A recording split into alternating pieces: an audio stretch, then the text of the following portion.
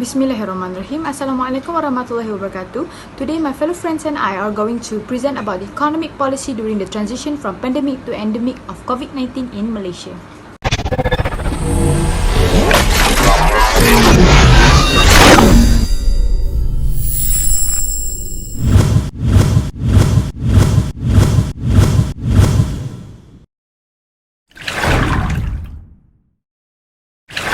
As we all know, COVID-19 has changed our way of life globally. It shut down world economies, paralyzed international economies, generate a negative domino effect for people around the world. The economies collapsed and the spread of COVID-19 drove almost all nations to lockdown, closing borders, social activities, enterprises, schools and institutions for months. As a result of the lockdown and fear of COVID-19 disease transmission, our industrial economic sector, including manufacturing and output, was halted. This pandemic hurt Malaysia's economy as we enter in the middle of 2022.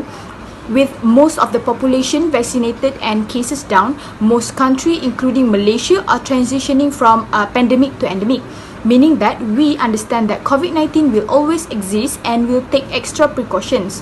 As stated by Prime Minister Datuk Seri Ismail Sabri Yaakob, expects Malaysia will enter endemic phase on 1st of July in 2022. This choice is an exit plan that will allow most Malaysians to return to regular life after 2 years of fighting COVID-19. Since COVID-19 happened to our country, the government had a lot of programs and plans for our country that related to the transition from pandemic to endemic COVID-19. One of them is PT-PTN that held by the government for the student. The government announced that they want to provide incentive for the student, which is to give discount for the student to repayment the PT-PTN. There are a few criteria for the discount of PT-PTN, which is 5% discount on the remaining debt for the full settlement of the loan. Next is 2% discount for payment of at least half of the debt balance in one payment. Lastly is 10% discount for repayment through salary deduction or direct debit. Finally, that the government implement various PT-PTN repayment method for those who wish to make payment. This is because to make easier for students to make full repayment. In budget 2022, the government gave a time for the program that will be held starting from 1 November 2021 until 30 April. Assalamualaikum and hi, my name is Husni Izzati binti Hassan and today I would like to present about e-Pemula program. So to begin with, e-Pemula program is one of the initiative from the government in terms of economic. The Malaysian Ministry of Finance introduced this program in budget 2022. e-Pemula is for two main categories, which are the first one, Malaysian citizens that are 18 to 20 years old and all full-time students in government or private university. The goal of this program is to reduce the financial burden on young people because most of the young people has financial problem that may lead them to depression and anxiety. The other purpose of e-Pemula program is to encourage the receiver to make a payment without using cash at physical store. The budget allocation for this program is 300 million ringgit and it will benefit 2 million Malaysian citizens. The applicant can claim the e-Pemula through any e-wallet credit such as Shopee, GrabPay, Touch and Go and BigPay. They will receive 150 ringgit and it will be credited to their e-wallet. There was slightly difference between e-Pemula and e-Belia. Before this, e-Belia programs allow the receiver to make payment through online shopping. With the implementation of e-Pemula programs, this program did not allow the receiver to make a transaction for online shopping. They have to go to the physical store to make a payment. I will be explaining about the Jaringan Prihatin program. Jaringan Prihatin program is a 3.5 billion telecommunication initiative to help B40 families with utility bills and students to attend online classes. The Prihatin telecommunication package include a subsidized telco bills and services up to 300 ringgit and mobile devices purchasing plan. This initiative is a collaboration with 12 telco service providers in the country such as Celcom, Maxis, U-Mobile, Unify, Yes and several others. According to the Ministry of Finance, this program is forecasted to benefit around 8.4 million recipients. The major purpose is to guarantee that everyone in the public has equal access to internet and stable coverage. When COVID-19 hits, most tertiary institutions and schools diverted its medium of education to virtual classes.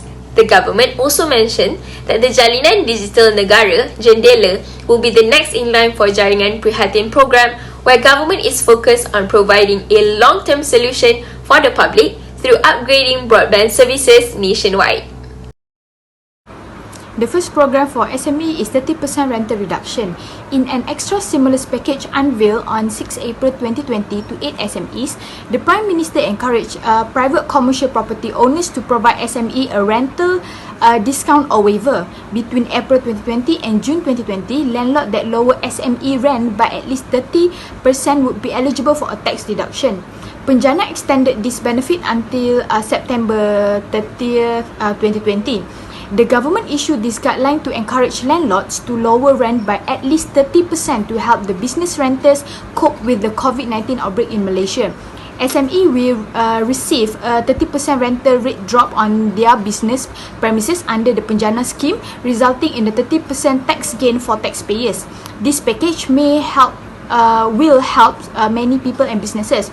Individuals, cooperative businesses and non-business entities that rent to SME renters are eligible for this initiative. SME renters must use rented space for business. The landowner must be a taxpayer having rental income under Section 4 Subsection A and Section 4 Subsection D of the Income Tax Act 1967.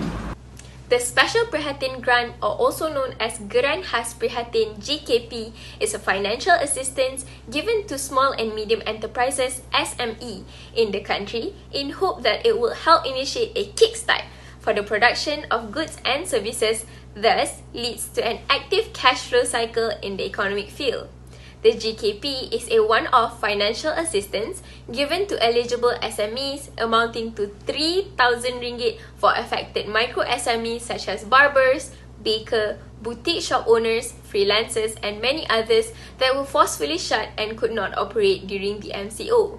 According to the Finance Minister, Tengku Zafrul Aziz, the GKP program has an allocation of 155 million, which will benefit over 52,000 micro SMEs in Malaysia. The grants will start to disburse and reflected in accounts of eligible business starting from February 2021. SME owners are only allowed to apply for the GKP assistance once, and in order for them to be qualified for the financial aids, they must be a registered SME under the Companies Commission of Malaysia (SSM) with a total annual sales of not less than RM300,000 and are still in business at the time the application was made. The third program for SME is the Wages Subsidy Program or WSP. Both productivity and employment have suffered due to COVID-19. As a direct answer, the Malaysian government launched the WSP as part of the Prihatin Economic Stimulus Package to support business owners or employers who, due to the COVID-19 pandemic, lose their ground or cut employees' wages to RM4,000 or below. WSP has third phase, which has helped more than 800,000 employees and 80,000 companies. This was done to ease employees' financial burden. The WSP has been improved such that it now covers all 1 month MCO affected employees across all industries.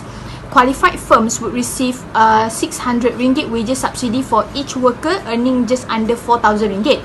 Since the COVID-19 pandemic, the WSP has preserved 2.9 million jobs with RM18 billion.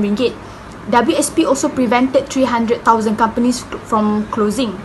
Before the 1st January 2021, all of the organizations, employees must have contributed to SOCSO, and employees should have registered with the SSM.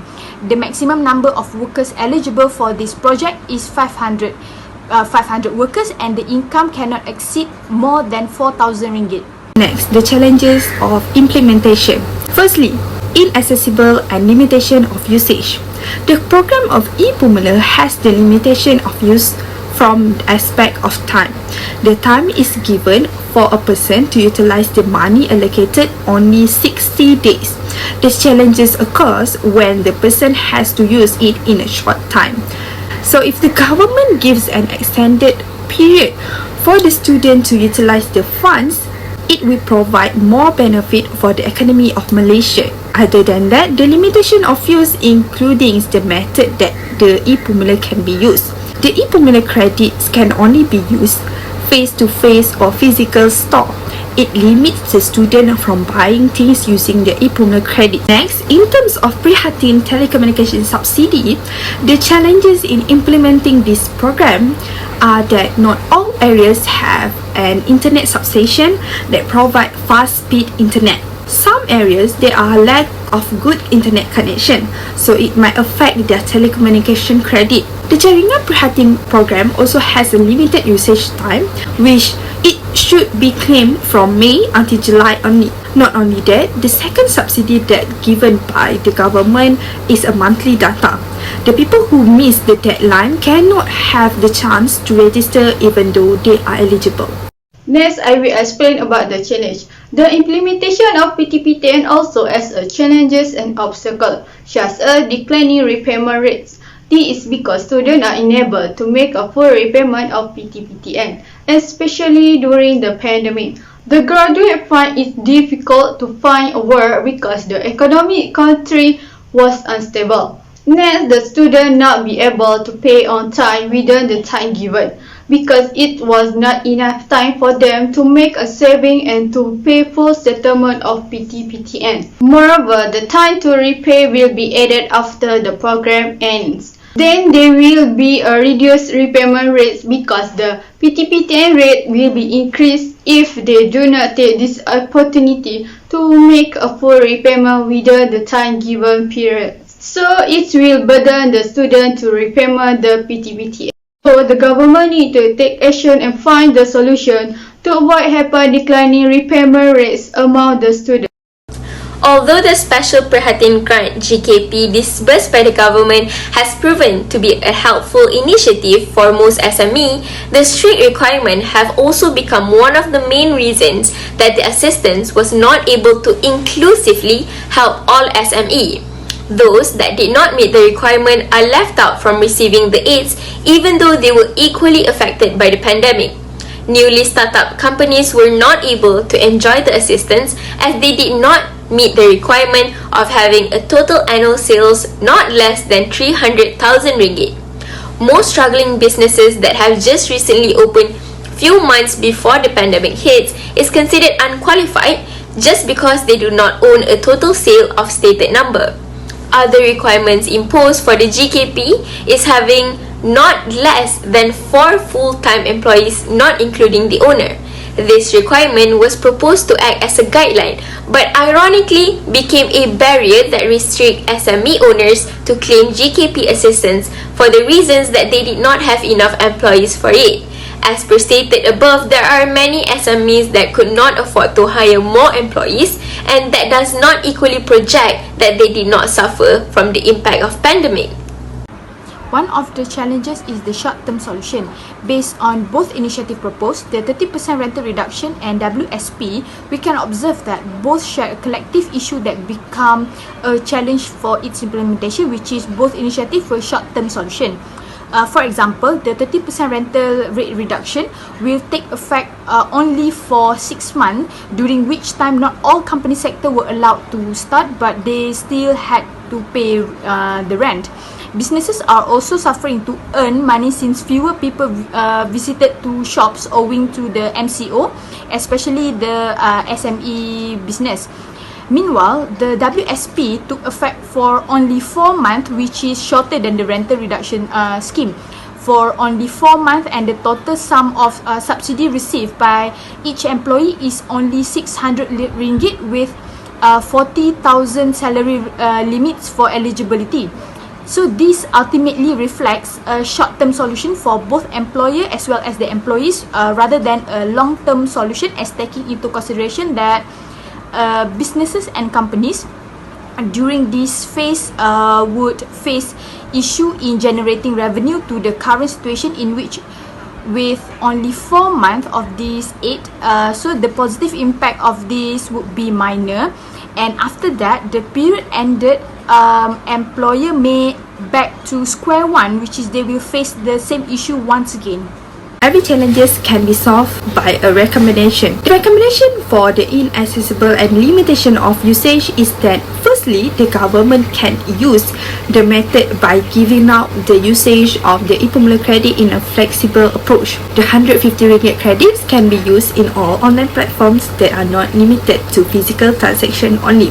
Next, the government can make the 150 ringgit available for cash out. This is a very flexible usage method that everyone prefers, especially for the student. Next, in terms of flexibility, the government should follow the platform that usually used by the youth and student.